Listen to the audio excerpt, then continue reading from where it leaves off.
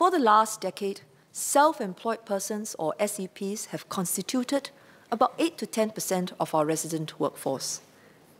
At the COS debate last year, Minister Lim Swee Say highlighted the possible increase in the number of SEPs given the emergence of the gig economy. This was the impetus for setting up a tripartite work group to look into the concerns of SEPs. Before I give the government's response to the tripartite work group's recommendations, let me first provide an update of the SEP landscape, which will also address questions and concerns raised by Mr. Thomas Chua, Ms. Jessica Tan, and Mr. Kok Heng Loon. From our most recent survey in 2017, the number of residents who took up self-employed work for at least 6 months in 2017 has grown to 223,500, about 10% more than the year before. This growth took place at the same time as regular employment among residents also went up. All the increase in the number of self-employed persons came from those who did self-employed work as their main jobs rather than as secondary sources of income. Such SEPs are referred to as primary SEPs because they depend on self-employment primarily for their livelihoods.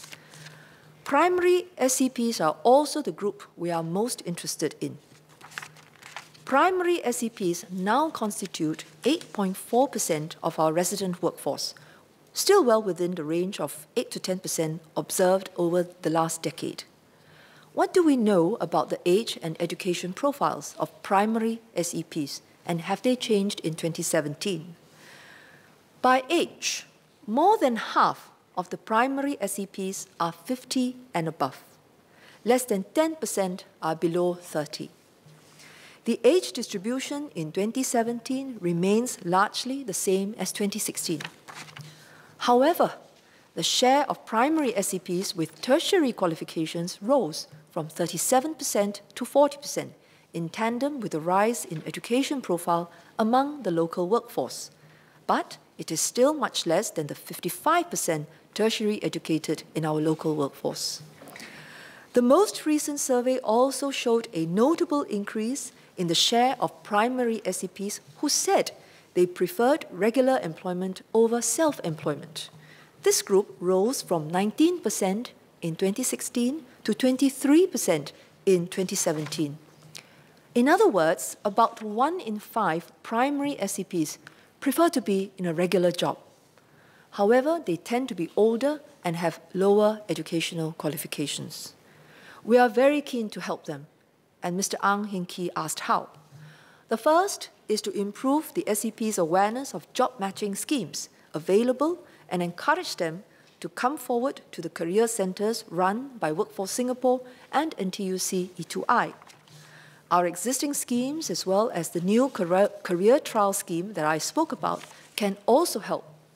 Certainly, we should help career counsellors and coaches become more aware of these efforts so that they can provide the right advice. But these efforts will also need such SEPs to become active job seekers. At present, more than 80% of them say they have not been looking for a regular job actively, even though they prefer it over self-employment. For the vast majority of SEPs who continue to prefer self-employment as a career, we should also address their concerns and provide them with support. To recap, the tripartite work group noted in its report that although SEPs were very diverse, there were 4 common challenges they faced. First, payment-related disputes. Second, loss of income due to prolonged illness or injury. Third, lack of CPF savings for healthcare and retirement. Fourth, lack of occupation-specific competency frameworks. Mr. Thomas Chua, Ms. Jessica Tan, and Mr. Ang Hin Kee asked about MOM's response. We are grateful to the tripartite work group members, who include Mr. Ang, for your well-considered and balanced recommendations. They were very constructive. The government accepts all 7 recommendations and will find ways to fully implement them. Let me share our plans. First, payment-related disputes. Some observers have suggested mandating written contracts for all SEPs to minimize payment disputes. The tripartite work group considered this, but finds it impractical. This is because buyers of SEP services include micro SMEs and even individual households, such as for private home tuition. Some purchases are of very small value. Instead, today we formally launch the tripartite standard on contracting with SEPs. This was developed with tripartite partners in line with the tripartite work group's recommendations. It is an agreed benchmark which SEPs should encourage buyers to adopt. SEPs will be able to identify and contract with progressive service buyers who adopt the standard. Buyers who adopt the standard need to discuss and agree clearly with the SEPs terms of engagement, such as the range of services to be delivered, project timelines and milestones, payment schedules. These will have to be set out in writing. The standard is a good start to make clear the working arrangements between businesses and SEPs. Over time, the standard will help shape contracting norms and entrench best practices. But even with written agreements, disputes could potentially still arise. For SEPs with sector agencies, we encourage them to continue to approach their sector agencies. These sector agencies would be in a better position to help resolve disputes. For instance, the Land Transport Authority, LTA, facilitates mediation of disputes between taxi operators and taxi drivers. LTA is best suited for this role because apart from being familiar with issues in the industry, it has convening power as the regulator of both taxi operators and taxi drivers. For other SEPs, from September last year, TADM, the Tripartite Alliance for Dispute Management, started piloting voluntary mediation when they have payment disputes with businesses. With immediate effect, TADM will extend voluntary mediation services to all SEPs who have payment disputes with businesses. Additionally, the Tripartite Work Group recommended that a prolonged medical leave insurance product be developed to mitigate the SEP's loss of income during prolonged injury or illness. Today, some SEPs buy additional riders on top of their private insurance plans to provide for this. However, there is a lack of an affordable standalone prolonged medical leave insurance product today. This means that SEPs have no alternative if they do not wish to buy the main insurance product. It is only available as a rider. Observers and SEPs have also asked if service buyers should be made to pay insurance for SEPs, just as businesses buy work injury insurance for their employees. However, unlike a regular employee, most SEPs contract with multiple service buyers. It will not be possible to determine precisely how much coverage each service buyer should provide for the SEP. We will therefore take a practical approach of making the insurance product available for SEPs to purchase for their own protection. I am encouraged that NTUC Income is keen to develop a prolonged medical leave insurance product that will fulfill the Tripartite Work Group's recommendations. Other insurance companies may also step forward to offer such insurance. Let me now address the question of whether all SEPs should be compelled to have this type of insurance. SEPs are a diverse group. They can be found in numerous occupations, many of which have low risk of injury, such as real estate agents. SEPs themselves have varying health conditions. We therefore agree with the Tripartite Work Group that the purchase of prolonged medical leave insurance should largely be kept voluntary. That said, we want to encourage widespread adoption of insurance by SEPs in some higher risk occupations, as they are most in need of such protection. Making insurance coverage the norm for SEPs in these occupations would make clear to the buyers of their services that the insurance costs would be priced into their fees. This is only fair. As a start, we have identified 2 occupational groups to promote prolonged medical leave insurance coverage. The first group is sports coaches and instructors. Collectively, MOE schools are major buyers of their services. MOE has agreed in principle to help shape a new norm by contracting only with self-employed coaches and instructors who have such prolonged medical leave insurance coverage. SEP coaches and instructors may then price the cost of prolonged medical leave insurance coverage into their bids for MOE's work or projects. Another occupational group which will benefit from prolonged medical leave insurance are taxi and private hire car drivers. The individual buyers of their services are really the commuters, and there are many. But there are significant intermediaries like the taxi operators and matching platforms like Grab and Uber. MOM and LTA will study how to ensure that active taxi and private hire car drivers also have prolonged medical leave insurance coverage, together with these intermediaries. The National Taxi Association, the National Private Hire Vehicles Association. Together, sport coaches, taxi and private hire car drivers comprise about 30% of all SEPs. In consultation with relevant stakeholders, MOM will also work closely with MOE and LTA on the way forward to promote prolonged medical leave insurance coverage as a norm, starting with these two occupational groups. The aim is to have a viable plan and for a prolonged medical leave insurance product to be available in 2019. The government also accepts the tripartite work group's recommendation to help SEPs save more regularly for their healthcare and retirement needs through a contribute-as-you-earn model. CPF is the cornerstone of our social security system. CPF schemes are not limited to regular employees.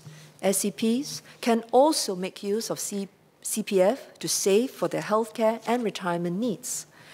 Currently, SEPs are already required to contribute to their MediSave accounts on an annual basis. They can additionally make voluntary CPF contributions to build up their retirement savings.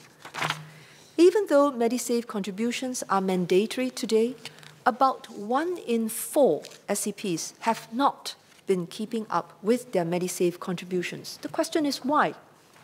Well, this is because SEPs are given up to 12 months from the time income is assessed to make their MediSave contributions. A key challenge is that they may not set aside enough cash on a regular basis. So when the time comes to make that lump sum contribution to their MediSave accounts, they find it difficult to do so. Without sufficient MediSave contributions, these SEPs may not be able to pay for out-of-pocket healthcare expenses or keep up with their MediShield Life premiums. They will face a longer-term risk of not being able to pay for their healthcare in old age. So we are very concerned about them. It will be easier for them to make smaller but more regular contributions as they receive the earnings. And so this is why the government agrees to study how to implement the tripartite work group's recommendation for a contribute-as-you-earn model for SEP's MediSave contributions. This means that a MediSave contribution is required as and when a service fee is earned, similar to employees today who pay CPF when they receive their monthly salaries. The service buyer or intermediary who contracts with the SEP will deduct and transmit the MediSave contribution to the SEP's MediSave account whenever they pay the SEP. There is no change to the SEP's obligation to make the MediSave contribution, and for the time being, neither will we require SEPs to contribute to their special account to build up their retirement savings. While this is an important issue, this matter should be reviewed only after we have effectively addressed the problem of SEPs defaulting on their MediSave contributions. Mr. Chen Shou-Mao offered several suggestions to nudge SEPs to make voluntary contributions beyond MediSave. We thank him for his suggestions and will study their feasibility. Realistically, contribute as you earn can only work for SEPs who contract with corporate service buyers or get work through certain intermediaries, significant intermediaries. The individual hirer of a private home tutor, for example, will not be in a position to help the SEP make his MediSave contribution. Intermediaries who work with SEPs, such as Grab and Caregiver Asia, have indicated their support for Contribute As You Earn.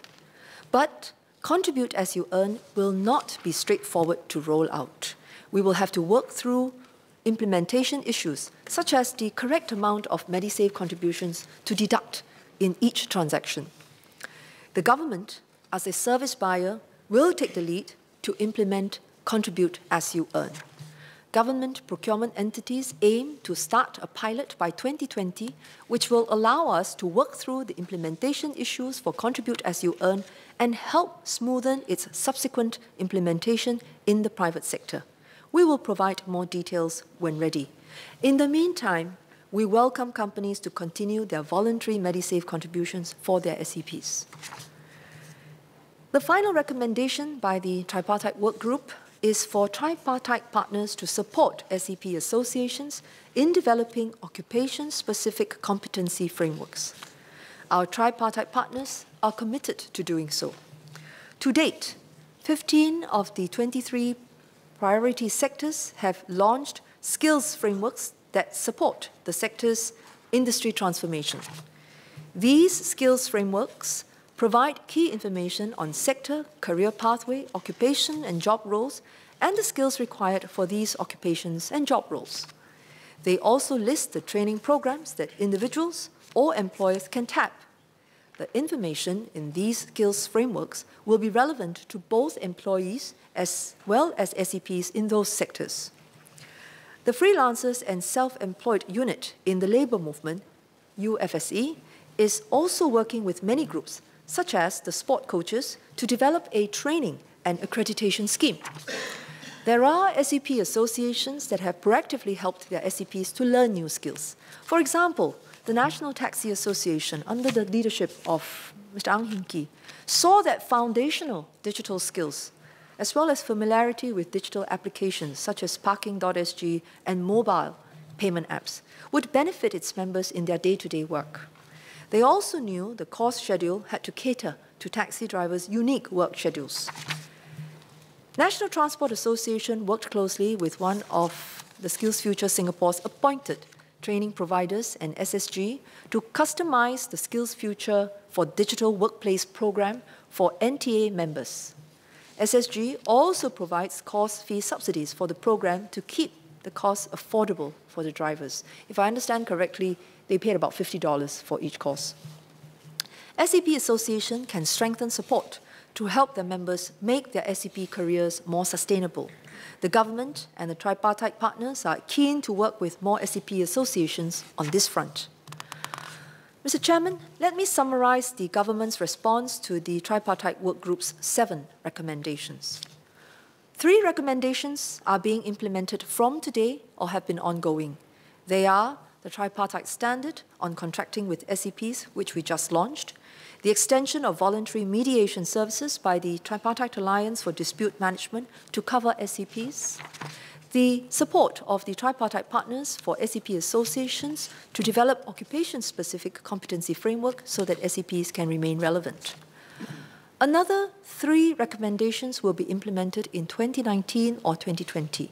They are to make available a prolonged medical leave insurance product, to promote prolonged medical leave insurance coverage as a norm, starting with 2 occupational groups, sports coaches and instructors, as well as taxi and private hire car drivers, and to start a pilot program where government as a service buyer will implement Contribute As You Earn for the MediSave obligations for its self-employed contractors.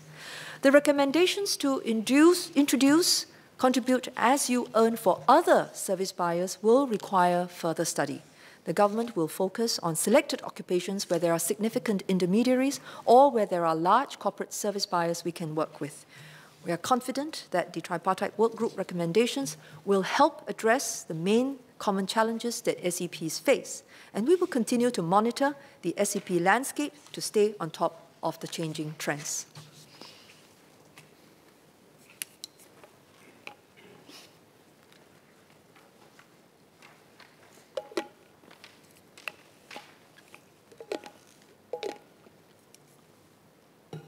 Mr. Mr. Chairman, as we look to support SEPs better, we are also committed to making our workplaces progressive for all, including for our women. Our female employment rate has improved steadily.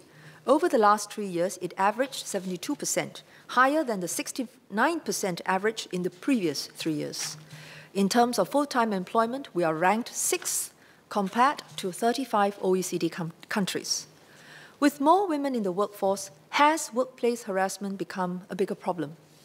I would like to assure Ms. Kwek Shao-in, Mr. Louis Ng, Ms. Thanalashmi, and Mr. Dennis Tan that the government takes this matter seriously and that the situation is closely, carefully monitored. Together with the tripartite partners, we have taken a multi-pronged approach towards protecting people against workplace harassment. In 2014, the Protection from Harassment Act, or POHA, was introduced. Employees who experience workplace harassment should seek help promptly, including for attacks on employees in cyberspace, as raised by Ms. Thanalashmi. They can report such incidents to MOM as well as to TAFEP, which Ms. Kwek Shao-in suggested. They can also seek civil remedies directly through the courts or report serious cases to the police. Between 2013 and 2017, an average of about 20 police reports were filed annually involving sexual harassment or insults of modesty occurring at the workplace. They were thoroughly investigated and the offenders taken to task. Some employees prefer to resolve the matter privately without involving the authorities, but would rather report the matter to their employers. Legislating mandatory reporting by employers, as suggested by Ms. Thanalashmi, will close off this avenue for such employees and discourage them from raising the matter with anyone. This is not helpful to them. Instead, the tripartite partners introduced the Tripartite Advisory on Managing Workplace Harassment in 2015 to remind our employers on their obligations to prevent and manage workplace harassment. They should also inform the employees of the avenues where they can seek help. Last year, we also launched the Tripartite Standard on Grievance Handling, which covers workplace harassment. 320 employers have adopted the standard, covering about 260,000 employees. A mediation body called for by Ms. Thanalashmi already exists, as TADEM can also mediate harassment cases. What about gender pay gap, which Dr. Intan was concerned about? Associate Professor Daniel Goh cited a study by Value Penguin. I think he did so during the debate on the budget. And the study said that gender pay gap has remained at around 18 to 19% from 2006 to 2016. Unfortunately, the study did not make an apple-to-apple comparison, as it included both full-time and part-time employed residents. More women than men worked part-time to meet their family and caregiving responsibilities and naturally earned less. MOM's comprehensive labour force survey allows us to look at only full-time employed residents and compare salaries of men and women in similar occupational groups. The data shows that a gender pay gap of 11.8% in 2017 still exists. But this is a significant improvement from 20% 10 years ago. There was also broad-based improvement across most occupational groups. The remaining pay gap can be attributed to the fact that women are more likely to exit the workforce or have intermittent patterns of work for reasons such as childcare and sometimes caring for the elderly. If and when they return to the workforce, as a result, they also have to catch up with their male counterparts. The same reason probably explains why more men than women achieve retirement adequacy. In 2017, 66% of active male members and 53% of active female members turning 55 met their CPF basic retirement sum. So 66% for the active male CPF members, 53% for the active female CPF members. Mr. Chong Ki-hyung will be pleased to know that the gap is closing.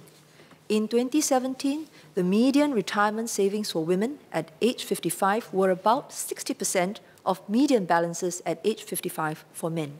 By 2017, 10 years on, this ratio had improved to 74%, and we expect the gap to further narrow over time. To address Associate Professor Daniel Goh's concern about the gender difference in CPF life payouts, the best way is really to enable the women to remain in the workforce so that they continue to advance in their careers and build up retirement savings. This was a key thrust of my speech last night at an event organized by the Singapore Chinese Chamber of Commerce and Industry to celebrate International Women's Day.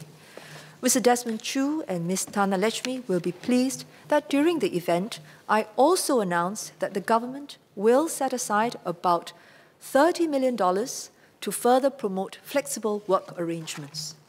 We will do so through the enhanced WorkPro Work-Life Grant, which will provide higher grant support to employers, especially for putting in place job-sharing schemes. This enhancement comes on top of the tripartite standard on flexible work arrangements launched last year, which now covers some 250,000 employees. The tripartite standard on unpaid leave for unexpected care needs, which I launched just a few days ago during PMO's COS debate. And thirdly, the very significant expansion of preschool places, which the government is fully committed to. These measures that I highlighted will help the current and future cohorts of younger women remain in the workforce and improve their retirement adequacy. For the older cohorts of women who still did not manage to save enough for retirement, we have introduced a number of measures to help. In 2016, we made it easier for members to transfer CPF savings to their spouse's account by lowering the minimum threshold they must meet from the full retirement sum to the basic retirement sum. From October 2018, we will also make it easier for children to transfer CPF savings to their parents and grandparents. I will say more about this later. Mr. Chairman, overall, with our tripartite efforts, we have made progress in helping Singapore women to better manage their family responsibilities and work aspirations. There is certainly more to be done, and we will continue to strengthen our efforts. Mr. Chairman, beyond helping our workers gain access to good jobs and have good employment outcomes, we also want to help them have better retirement adequacy for better peace of mind in old age. Our CPF system serves Singaporeans well in supporting our three basic needs, namely housing, healthcare, and retirement. Today, 6 in 10 active CPF members turning age 55 have at least the basic retirement sum in their retirement accounts. By 2020, we expect this proportion to increase to 70% and even more over time. To help CPF members save more for their retirement, we stepped up efforts to encourage members to top up their own or their loved ones' CPF accounts. In 2017, over 61,000 members received about $1 billion in cash top-ups to their special or retirement accounts. In addition, over 35,000 members received about $1 billion in CPF transfers. 40% of these members who received cash top-ups, CPF transfers, or both, had less than the basic retirement sum. In other words, these top-ups and transfer were very useful to them. We have also enhanced the Workfare Income Supplement and introduced Silver Support to provide additional retirement support to lower-income Singaporeans. Today, about 152,000 seniors qualify for Silver Support. They constitute about 30% of the population of seniors aged 65 and above. And I'm pleased to share with members that about 2/3 of the Silver Support recipients are women. And I think this shows very clearly that we are not averse to helping those who need more help. And that, of course, includes women, especially those of a previous generation who didn't have as much of a runway to build up their retirement savings. Associate Professor Daniel Goh asked if the payouts can be the same regardless of flat types. Although all Silver Support recipients are already means tested, the degree of family support they enjoy is not the same. And the purpose of Silver Support is to top up and to help those who perhaps do not have as strong family support, and also because they accumulated too little during their productive years. So housing type is not a perfect proxy for family support, but it is an uncomplicated indicator. Singaporeans with exceptional circumstances can appeal to be eligible for silver support or to receive higher payouts. The appeals will be seriously considered. Since the scheme started in July 2016, about 10,000 appeals have been received. About half were approved because of the appellant's changed circumstances. This is why it is also not so meaningful to look only at those who drop out from silver support, because there are also those who qualify, those who did not qualify in the past, but then subsequently qualify. So there are people who used to get it, but no longer get it because the assessment is updated regularly and they no longer meet the eligibility criteria. But there are also people who did not meet the criteria in the past, but then subsequently were able to. The important thing is that about 30% of seniors above the age of 65 continue to receive silver support. Mr. Leon Pereira asked about giving CPF members flexibility with their mandatory CPF contributions. I understand his point of view, but I should emphasize that the primary purpose of CPF is to save for our retirement. Today, while the CPF system is enabling more Singaporeans to have adequate savings in retirement, there are still groups that we want to help build up retirement adequacy. For example, as pointed out by members like Dr. Intan and Mr. Zainal Sapari, low-wage workers and older workers continue to need help.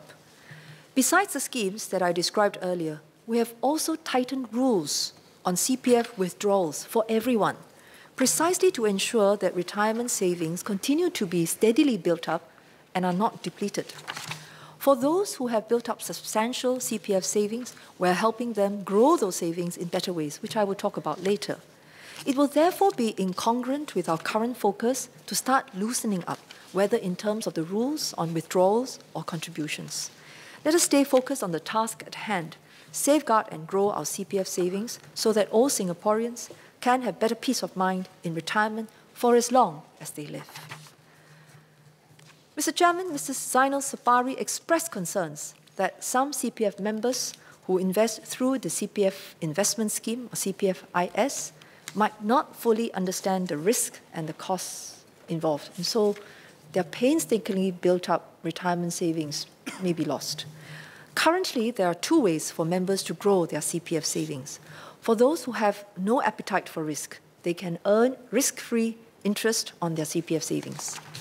Those who have an appetite for risk may choose to invest their monies through CPF-IS. However, a member who is willing to take risks may not have the knowledge to invest. Based on a poll commissioned on behalf of the CPF Advisory Panel in 2015, more than half of the CPF-IS investors considered themselves to have limited investment knowledge, but it didn't prevent them from making those investments. CPF members should exercise caution when investing their CPF savings. Over a 2-year period between October 2014 and September 2016, 29% of members who invested their ordinary account savings made cumulative total losses. Another 22% achieved cumulative profit that is less than or just equal to the ordinary account interest rate of 2.5% per annum. In other words, slightly more than half of the members with a CPF-IS OA account did not do better through their own investments than if they simply left their CPF balances alone to earn a risk-free interest rate. We have been studying the feasibility of a third option for this group of members, and the scheme is called a Lifetime Retirement Investment Scheme. This LRIS is targeted at CPF members who have an appetite for risk, but neither the knowledge nor the time to invest. We are aiming for something low cost. We want to take advantage of the longer time horizon available to CPF members to earn better upside investment gains. Yet, the product should also provide some assurance against downside risk.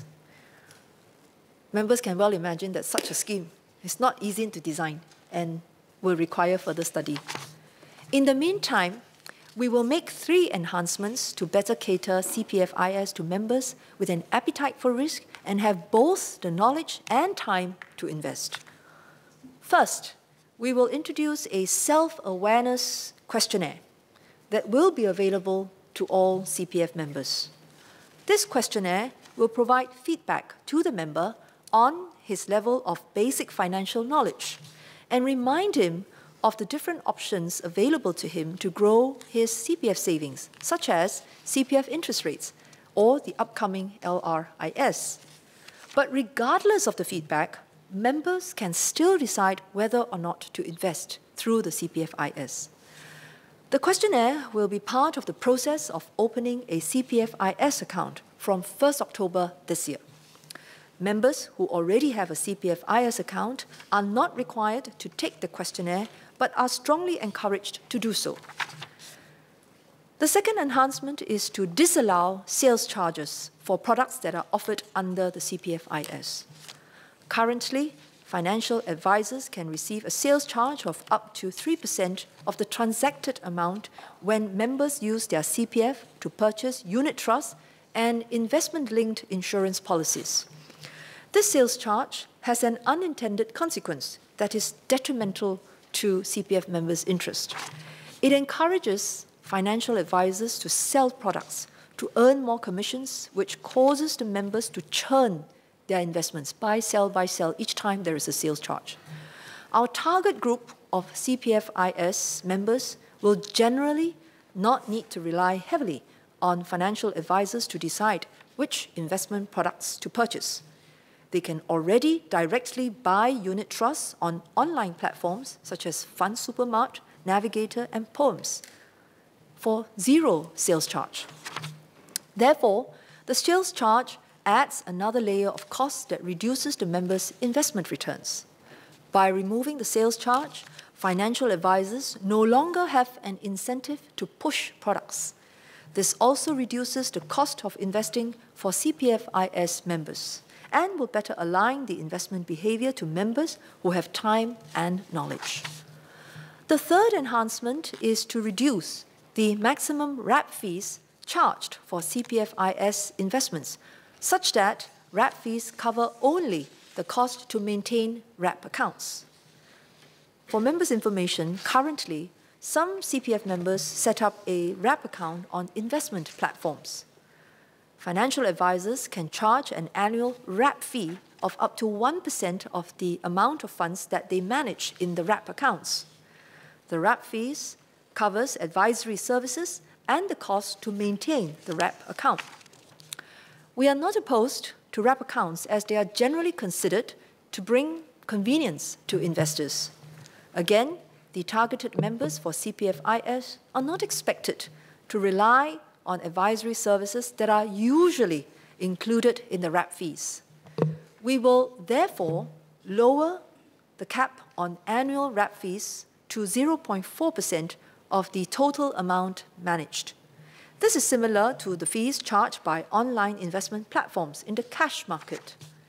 We will review the cap on wrap fees from time to time as the investment landscape evolves. We are mindful that these enhancements may affect the financial advisory industry, who will no longer be able to impose the sales charge and will have to charge only lower wrap fees on new CPFIS investments. However, we do not expect this impact to be too substantial. Currently, the Life Insurance Association estimates that about 15% of premiums from the new insurance business came from CPFIS products, while the remaining 85% of premiums came from the cash market. Nonetheless, to give the industry adequate time to adjust, we will implement these fee changes in 2 steps. The cap on sales charges will be reduced to 1.5% from 1st October 2018 and further reduced to 0% from 1st October 2019. The cap on wrap fees for both existing and new accounts will be reduced from 1% to 0.7% from 1st October 2018 and further reduced to 0.4% from 1st October 2019. Mr. Chairman, let me conclude. We are taking active steps to help Singaporeans move into better jobs and secure better employment outcomes, even as the economy restructures.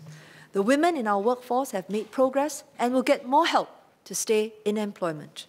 Our self-employed persons and CPF members will also enjoy better protection.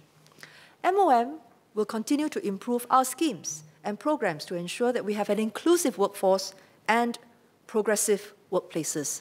We have our work cut out for us, and we look forward to member support.